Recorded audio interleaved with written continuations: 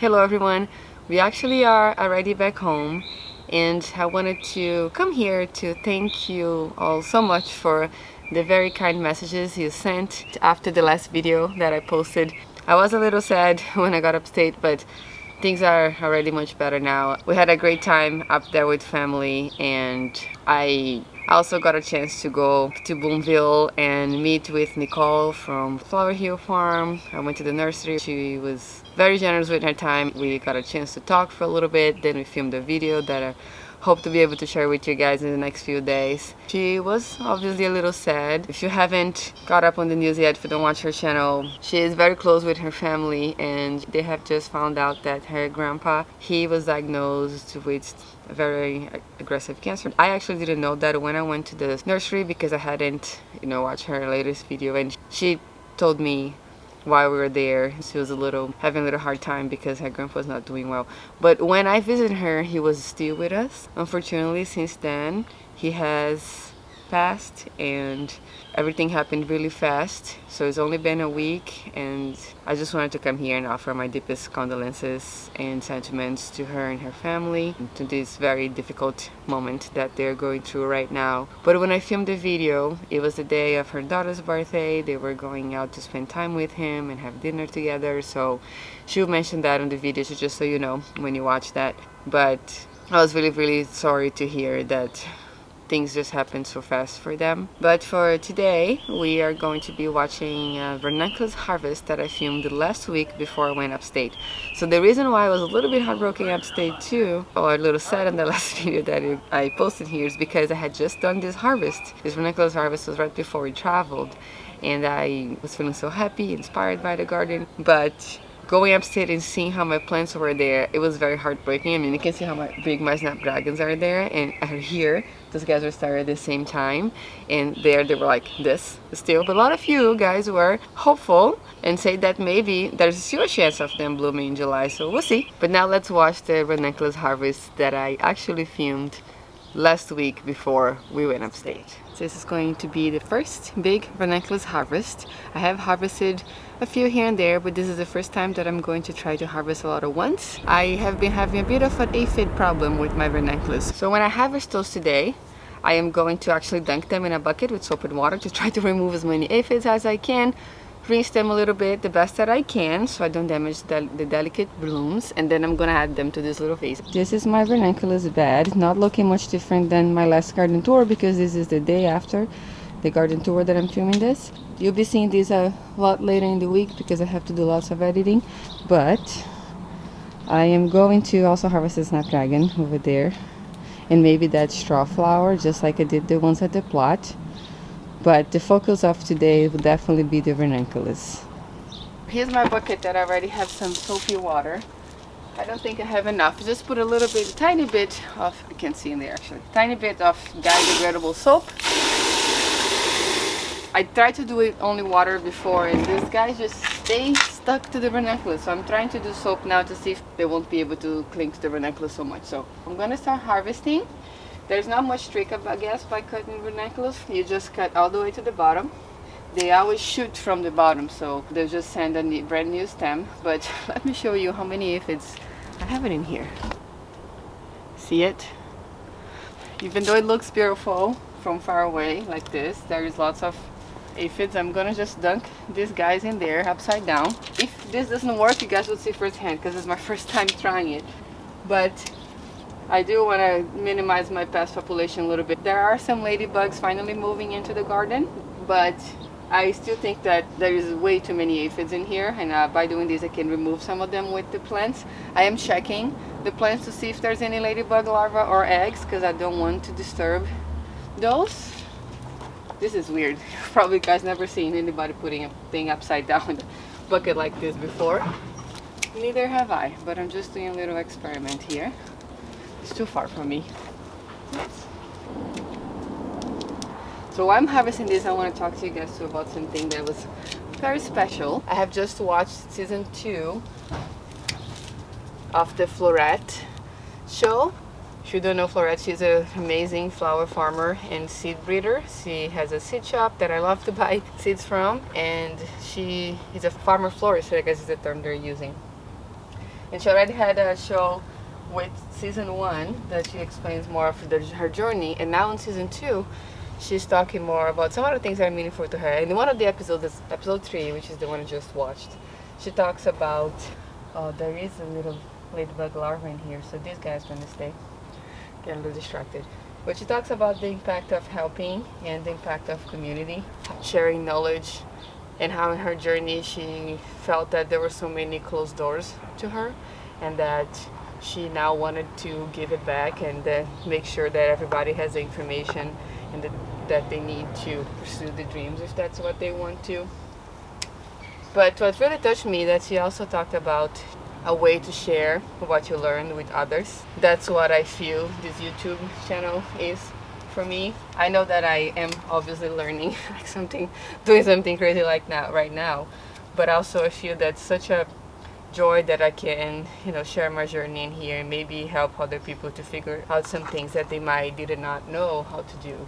In the same way that I watch other people doing things and trying new things, and there are many ways to do one thing, and they inspire me. Now more inspired even to keep going with this channel and sharing even more about what I'm learning here, and with cultivating, urban garden, and now so much beauty with these flowers. I know I was very focused on my vegetable garden last year, and I tried to share a lot about that in last year's videos, but this year, because I'm growing flowers for the wedding, something different is happening. I cannot tell you how much joy I actually felt when I was harvesting those flowers yesterday from the plot and bringing them inside my home. Now I just feel that with the flowers, with everything that's been going on with the world, it's such a gift to be able to come home to something so beautiful. This morning too, I had to go very early to the plot to water over there my new seedlings, the zinnias and the sunflowers. And then as soon as I walk in there and I see that space, it's like, I can breathe again. And once I walk back home to my backyard, I'm always have this, grounding moment as soon as I step in the garden. And I live in New York City, so for me this is very, very important. I am, I guess, a very sensitive person, and I get very highly stimulated very easy, so being out in the city with all the noise and all the lights really drains me, stresses me out. And I had a really hard time when I moved here my first few years in the city, because I just felt that my brain wouldn't handle. I'll come home so exhausted and everything felt like it was buzzing, and I would feel very out of place. But I know this is the place that I have to be right now, and having this garden is such a gift, that I can come home and be with these beauties. I definitely felt touched by the garden with the vegetables last year, but with the flowers it's a little bit different. It's like a soul medicine thing. Oh, little peaches flew by. And then also watching the other beings that come to the garden, the bees, the wasps, the flies, the bugs. Just such an incredible way to give, not only to us, but to give habitat to these other inhabitants of the city too. So it's pretty touching to me. And obviously I complain about the aphids, and I'm here doing this so they don't overtake my garden. But I know that they have their space here too, in this little place that I'm creating.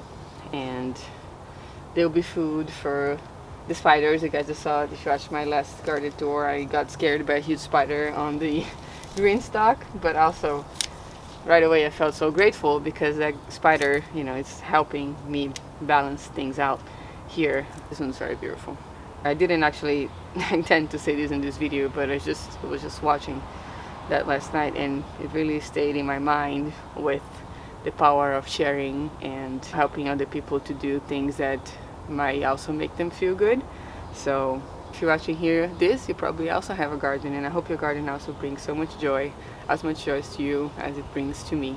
I also think that you might feel the same feeling of reciprocity, I guess, right? The garden is truly like a reciprocal relationship. The more you put into it, the more you tend and you care, the more it gives back to you. These beautiful flowers here, I actually look at this stem, how tall this is.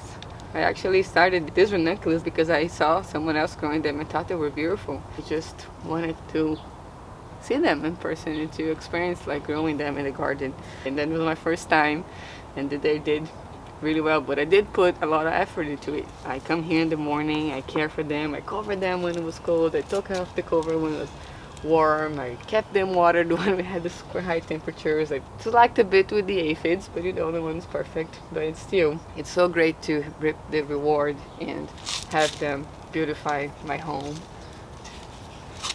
Anyway, talking too much, I think. Oops, I went a little bit too hard on that. I'm gonna keep harvesting. There's not much left. The stages of the harvesting for this ranunculus, I'm still learning, as I say too, but I guess I noticed when I harvested a couple like this, they'll last very, very long. Alright, so as you can see here, this is full of soap. Looking a little bit crazy. I do see lots of aphids hanging there. I'm going to gently rinse them. Please don't do this at home. I'm trying this for the first time. I don't know if it's going to work or not. See if it will be a bit more effective than just dunking in water.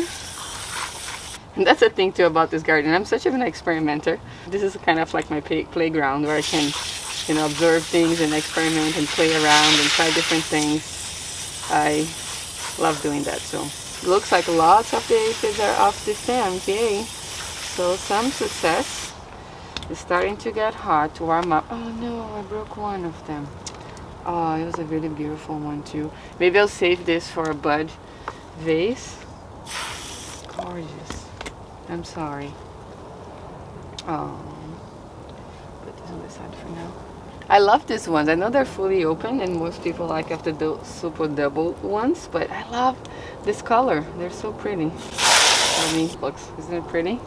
And here's what I have. That's a nice handful. There's some aphids in here, I can see. I'll try to rinse them this way, but gently too. They're getting between the petals, that's why it makes it hard. Even with the soap, they're hanging there. Most of them came out though, which is good. But yay, okay. Not too bad. Look at this. Oh, I'm so proud of them. I can't believe that they work out so well. Every time I start something new like this, I'm like, oh, they're gonna be tiny. They're not gonna look so good, but they're perfect to me. There are some more that I'm gonna cut. I'm gonna put this in the little water vase that I got. I don't want to cut them all the same length now because I'm gonna try to make centerpieces and oh, so pretty. This is what I have for now. They're doing really good. I don't want to keep them in the sun here. I don't want them to get burned by the sun and all of this water. So I'm gonna put them inside right away. Give it a little shake. But I like it. Okay, just before I sign off here, I want to show you guys the ladybug larva on the one that I did not harvest. Oh, we're getting shade. Let's see if it's better this way. This is a ladybug larva. That's how it looks like. And it feeds on aphids. So it helps controlling the population. That one is going to live there. I'll leave the flower for her. And she can eat and become a ladybug, lay more eggs, and keep helping us out. So, but now that's how it looks after I harvested. There's still a few buds. I could probably technically harvest this, but I want to leave some in the garden because I like seeing the beauty when I walk in here too. Oh, I gotta harvest the snapdragon. Hold on. I'm gonna harvest them just as slow as I did the ones in the pot. If you missed that video of me harvesting the snapdragons in there, I'll link here so you can watch it next. But I'm going very low, almost to like the 6th leaf set over there. This one is really damaged with the bugs on here too, so I'm glad that I actually cut it. Hopefully this bed gets a little bit more breathing room and gets a little healthier. These actually are also full of aphids. So I'm gonna dunk into the compost real quick. Oh, the aphids are all over me. I'll dunk this into the soapy water bucket too. I think it needs to stay a little longer. Oh, I can see them full. Sorry you guys are not seeing this. I didn't bring the camera in, but you get the picture. I don't want to bring lots of aphids inside my home. I can. There's another one down here. I'll do another inspection later. Just want to take these guys out of the sun. So just gonna knock off the extra hardy ones. I'm gonna take down this bloom. The bottom blooms, yes, only that bottom one had the most. Now this stem is super long compared to everybody else. Look at that. I'm going to not cut it, put in the middle to put my it looks silly like this, but I'm gonna put them with my other snapdragons and practice some more of the bigger arrangement pieces that I'm planning to make. But anyway, maybe I should actually hold this down so it doesn't look so funny. There you go, like this, better. But this is the first big Ranunculus harvest of the season, and I have no idea if I'm gonna get much more because our temperatures are going to start getting quite warm by next week. But if I get one more flush, I'll be very, very, very happy. So thank you guys so much for watching today, and I'll see you next time. So this is the bouquet I made with the harvest. I can't really capture really good with the camera. I gotta cut this tall guy there. But this is what I kind of imagine to be my bridal bouquet. I love this color palette. So the flowers that I picked will kind of reflect that. Obviously I'm not gonna have the ranunculus in the summer, but hopefully some salmon zinnias and some of those ruby eclipse sunflowers. I don't know. We also have sunflower Steve's sunflowers, but if I got a bouquet like this, I would be really, really happy. Look how nice this is, all with homegrown flowers. It might not look super impressive to most of you guys, but to me, I'm really, really happy. It's a lot better than I thought I could ever make. I can't believe I grew all of these flowers.